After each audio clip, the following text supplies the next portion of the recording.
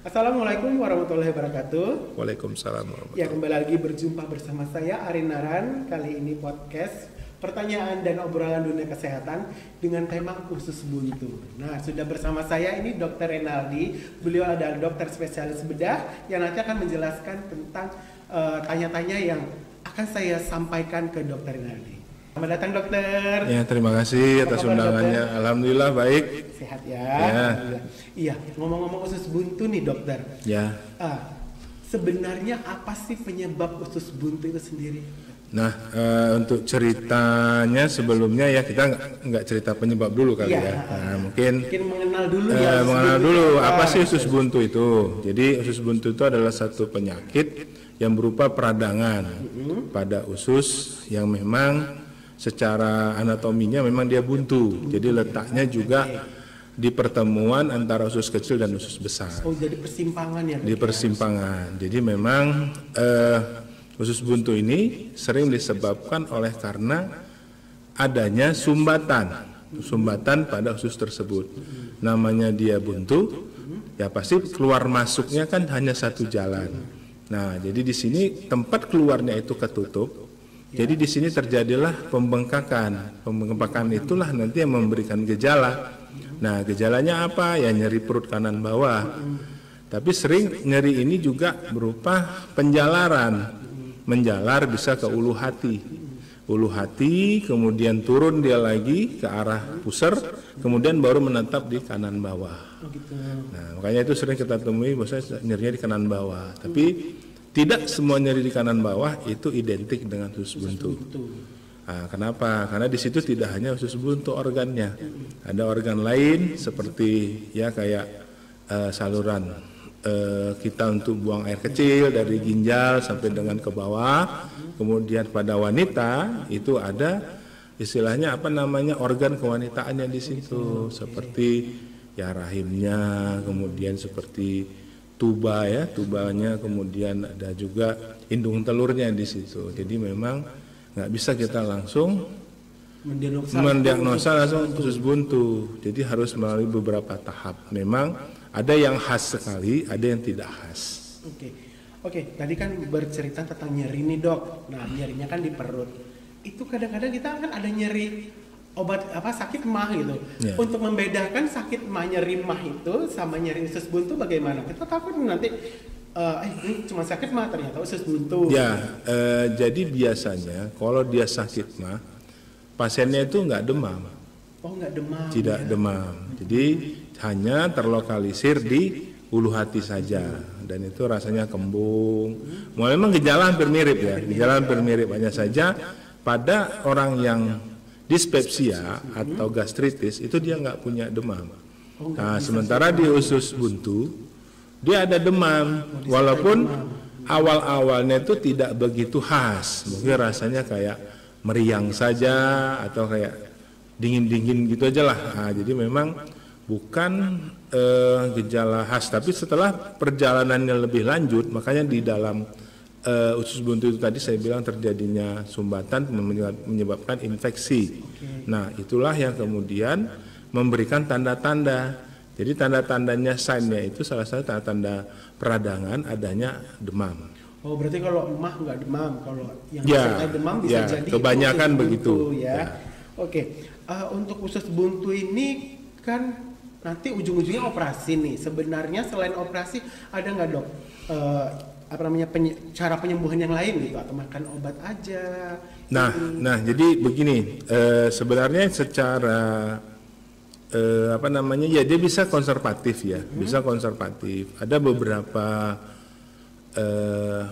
orang atau beberapa pasien itu dia respon dengan hanya diberikan obat, ada respon. Tetapi pada beberapa kasus dia respon, tetapi kemudian berulang kembali. Nah, jadi inilah yang sering kejadian. Awalnya disangkakan ya memang cuma ya nyeri biasa, oke dikasih obat, dia respon tenang 1-2 minggu, kemudian sakit lagi, diikuti sama demam gitu. Nah, yang mana proses ini apabila dia lebih sudah satu minggu ke depan atau 2 mingguan itu kita udah beda lagi. Kalau yang pertama namanya usus buntu akut, kalau yang berikutnya itu usus buntu kronis. Nah, jadi di sini kita berusaha agar tidak menyebabkan komplikasi. Nah, karena usus buntu ini kan namanya infeksi. Infeksi kadang bengkak, dia seperti kalau udah bengkak itu dia kayak bisul. Jadi dia mau pecah. Nah, itu kita yang mau cegah. Jadi memang dengan obatan bisa, tapi tidak selamanya bisa begitu. Jadi tetap pilihannya nanti ya operasi dia.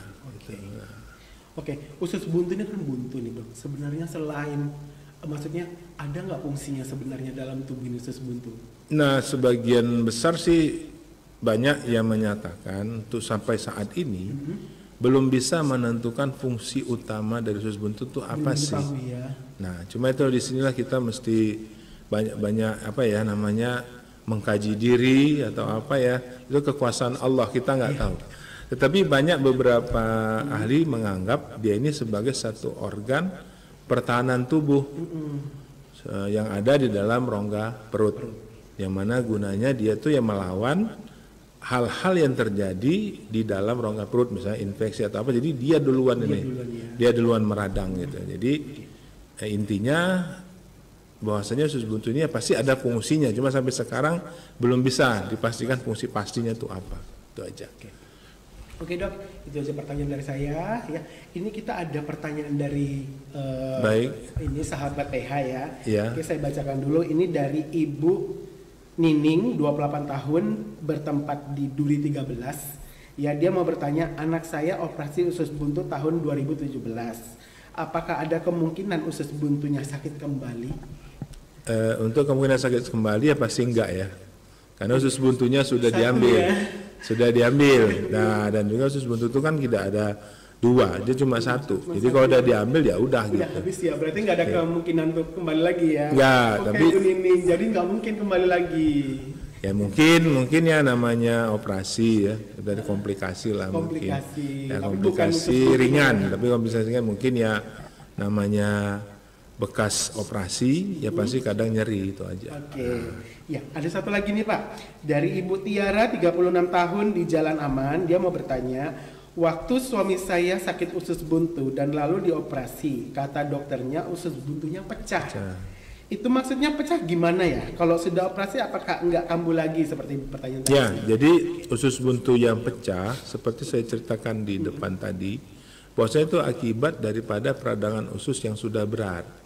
Jadi di sini ya kayak saya bilang tadi, usus buntu itu seperti bisul dia jadinya di dalam perut, kemudian pecah, dan dia bisa pecah karena dia bentuknya kan seperti saya sebutkan, dia adalah organ berongga yang buntu. Jadi ibaratnya kayak balon diisi terus sama ini angin, atau di sini kan dalam hal ini ya peradangannya tadi yang berjalan terus.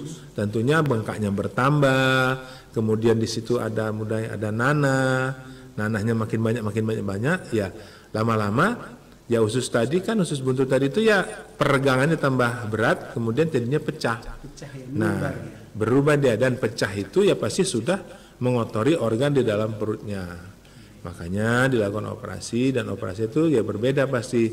Nah, yang pertama namanya kan pasti appendektomi, simple, biasa. Ada ya kalau yang ini mungkin sudah laparotomi, dibuka perutnya terus diambil usus buntunya, dicuci perutnya. Nah, untuk kemungkinan kambuhnya ya pasti udah enggak lagi ya, sama kayak ibu yang tadi bertanya, karena usus buntu sudah tidak ada. Paling komplikasi aja akibat daripada nanah yang udah ada dalam perut tadi, juga luka operasinya. Mungkin itu aja Pak Ari. Iya, terima kasih dokter. Baik. Ya, itu saja pertanyaan kita. Yang ingin bertanya ke kita bisa langsung ke nomor ini ya. Ya, kirim aja melalui nomor ini di WhatsApp. Ya, kita akan jawab nanti dengan dokter-dokter yang ada di Rumah Sakit Permata Hati. Saya Arinaran, mohon undur diri dulu. Wassalamualaikum warahmatullahi wabarakatuh. Waalaikumsalam warahmatullahi wabarakatuh. Terima kasih. Rumah Sakit Permata Hati, Kau visi misi muliamu.